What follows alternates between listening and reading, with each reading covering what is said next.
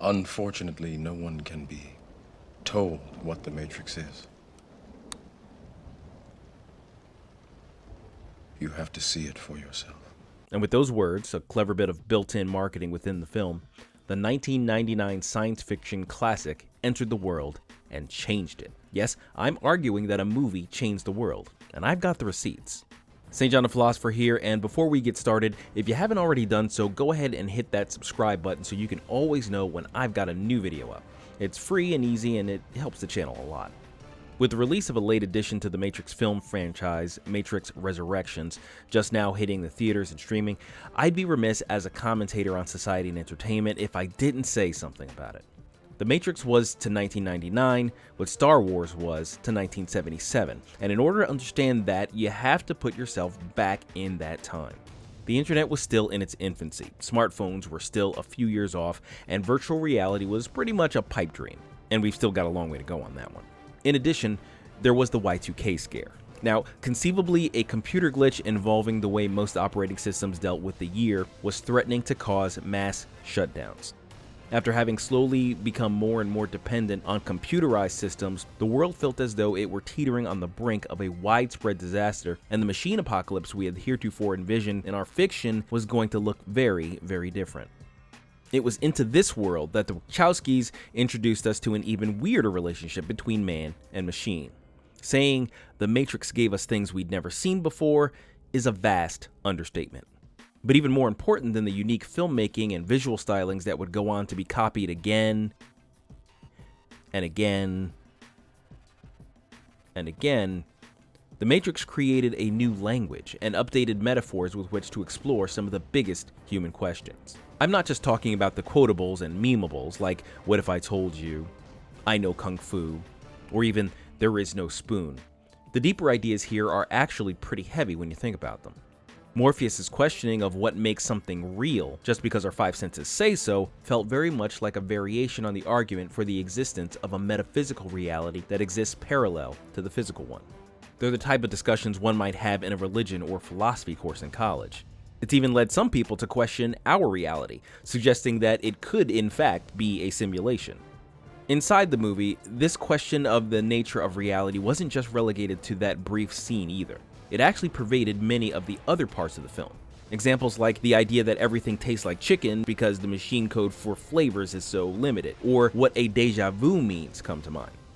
Later movies even gave a Matrix-based explanation for human myths and legends, with old self-aware programs as stand-ins for supernatural beings. The implication was that human civilization had been so completely fooled by the imposed reality of the Matrix that conventions we, the audience, understood as things in our own world could simply have been artifacts of some higher order. All of this entered our cultural understanding and language so much so that when people in the early 2000s experienced real-life déjà vu, the response would often be, they changed something. The clearest example of how the Matrix affected society and the way we discuss it seems to have come nearly 2 decades from its initial release with the proliferation of the red pill, blue pill construction. In the movie, the blue pill represented the acceptance of the reality in which you found yourself, the desire to live the pretty lies rather than face the uncomfortable truths. As the traitor Cypher put it, ignorance is bliss.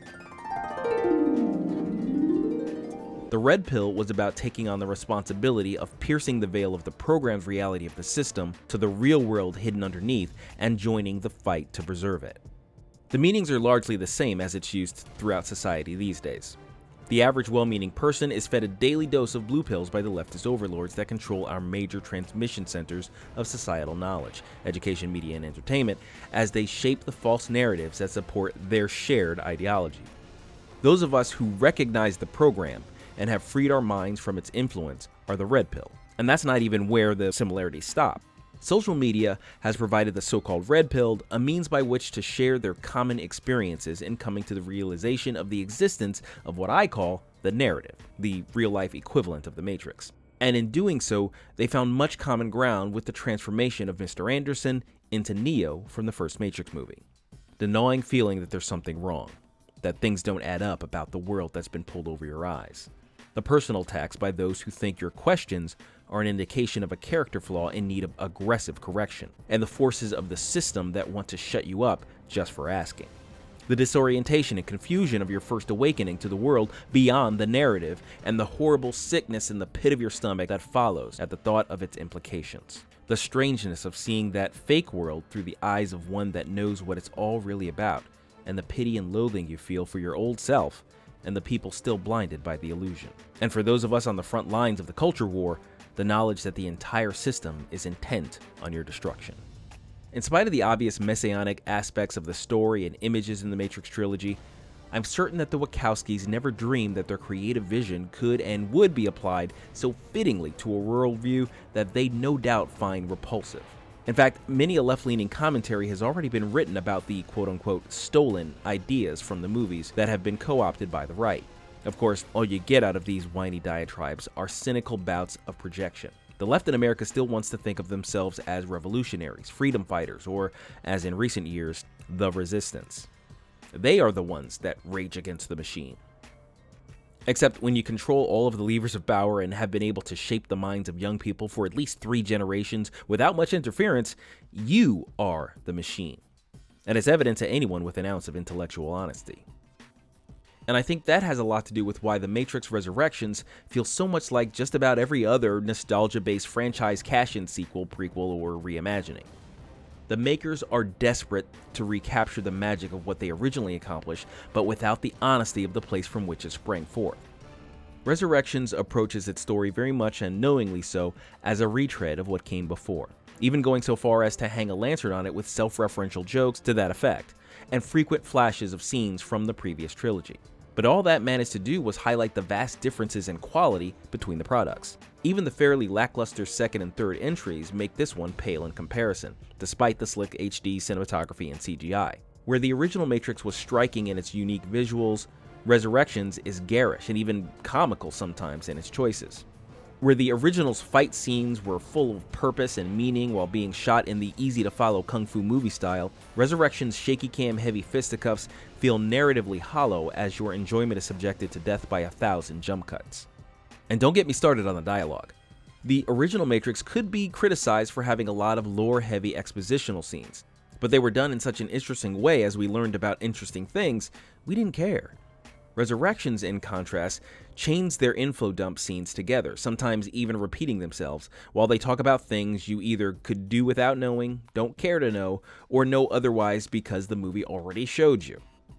So the film ultimately comes off as a series of boring lectures interspersed with mind-numbing, overlong action sequences. Don't bother watching it, you'll want the time back. If there is anything positive to say, it's that they didn't go so far as other franchises have in their self-destructive bids to address the quote-unquote problematic views of the audiences that enjoyed the original movies. I'm still looking at you, Disney Star Wars. The right owns the red pill. The Wachowskis and their leftist friends in the media are just going to have to live with it. The strange thing about truth, with a capital T, is that it's impossible to keep it suppressed forever. Eventually it shines through, even when you may not want it to. It's something we occasionally see from Hollywood, and it's often met with massive acclaim and acceptance. Because the deep well of truth that springs forth unknowingly from creators is accepted with glee by the truth-loving conscience of the consumers. And all anyone consciously knows is, wow, that was good. Tell me what you think of this video. How did the original Matrix trilogy affect you when you first saw it, and how does it strike you now? Do you have a red pill story? Discuss in the comments. In the meantime, be sure to like, subscribe, and share for more videos on religion, culture, and politics. That's all for today. Goodbye, God bless, and we'll see you in another video.